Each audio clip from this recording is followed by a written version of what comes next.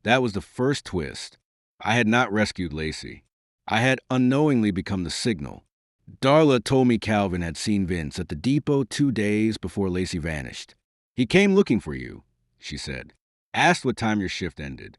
Asked whether you had kids. Cal did not like it. Vince knew my name? Lacey talked about you. Kids do that. They talk about safe people before they understand danger here is too. That sentence stayed with me. Calvin followed Vince after he left the depot. Not far, just enough to see him meet April in the parking lot behind Lucky Suds. They argued. Calvin could not hear much, but he heard my name and Lacey's. He called Naomi. That was when the plan changed. Instead of waiting for me to ask the right question, Calvin arranged a switch. Lacey would ride my bus one last time.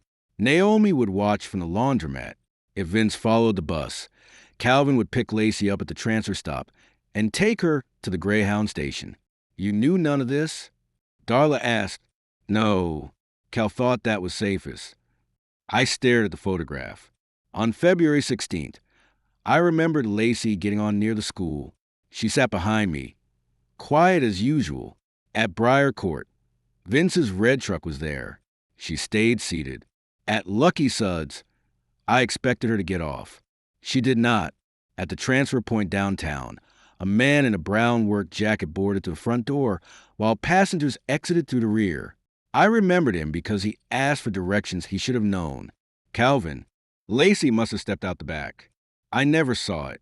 Darla poured more coffee, though neither of us drank. Cal sent money for a while, she said. Naomi, too. Not much. Enough for school shoes, rent sometimes.